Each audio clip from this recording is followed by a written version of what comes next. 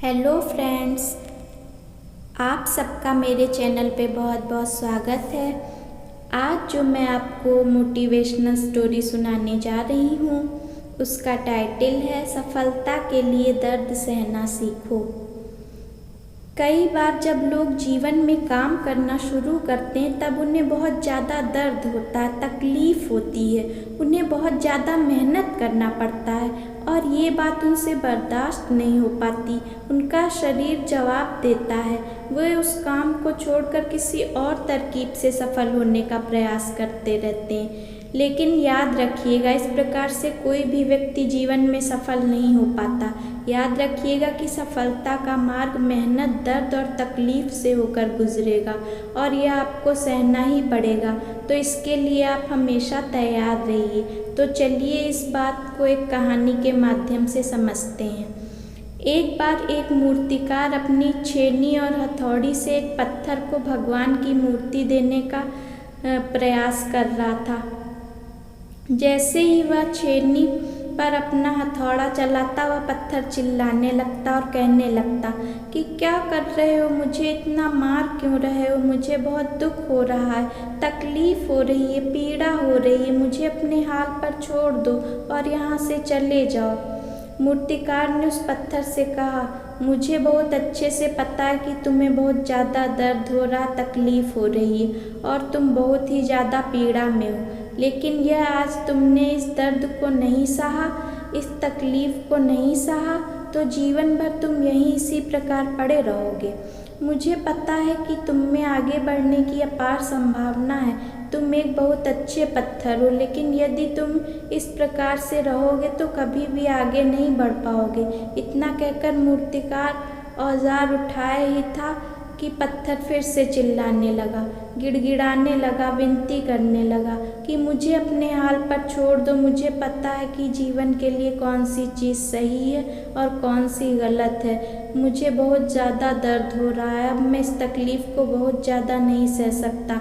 जिस हाल में हूँ उस हाल में छोड़कर मुझे तुम यहाँ से चले जाओ। उस मूर्तिकार ने फिर से उस पत्थर को समझाने की कोशिश की, ज़्यादा अधीर मत बनो और अपने सब्र को बनाए रखो, थोड़ी देर और इस दर्द को सहो। यदि इस दर्द को सह लिया तो मैं भगवान की मूर्ति के रूप में तुम्हारी स्थापना करवाऊंगा और फिर दूर दूर से लोग तुम्हारी पूजा करने आएंगे, पंडित और तुम्हारी सेवा करेंगे।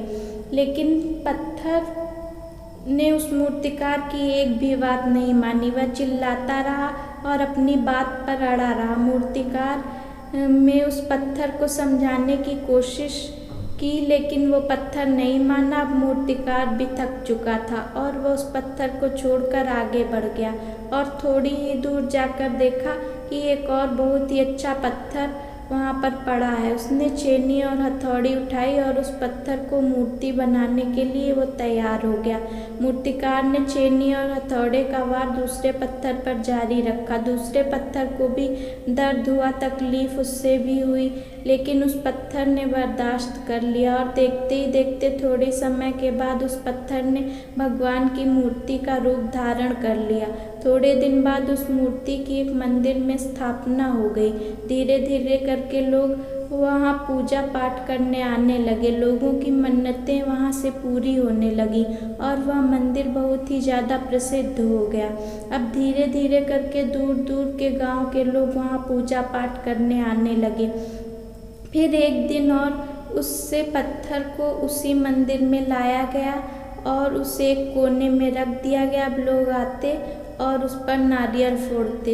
ये कोई और पत्थर नहीं बल्कि वही पत्थर था जिससे दर्द को नहीं सहा गया था। अब वो पत्थर मन ही मन बहुत ज़्यादा पछता रहा था, दुखी हो रहा था और अपने आप से कह रहा था कि काश मैंने उस दिन दर्द और तकलीफ़ को सह लिया होता तो आज लोग मेरी भी पूजा करते। इसलिए आप भी जीवन में हमेशा याद रखिएगा कि जब भी आप अपने करियर की शुरुआत में किसी काम को कर रहे हो, पढ़ाई कर रहे हो या कोई भी काम कर रहे हो और उसमें आपको दर्द हो रहा हो, तकलीफ़ हो रही हो, ज़्यादा मेहनत करना पड़ रहा है, तो आप रुकिएगा मत, किसी और रास्ते की शुरुआत मत करिएगा, क्योंकि कोई और रास्ता आपको सफलता नहीं दे सकता। आपको उस दर्द को, उस तकलीफ़ को सहना ही होगा, और उस दर्द को, उस तकलीफ़ को सहकर आप ज़्यादा मजबूत बन जाएंगे, और तभी आप अपने जीवन में आगे बढ़ पाएंगे। और जीवन में हमेशा याद रखिएगा कि आपको पहले पत्थर की तरह नहीं, बल्कि दूसरे पत्थर की तरह बनना है।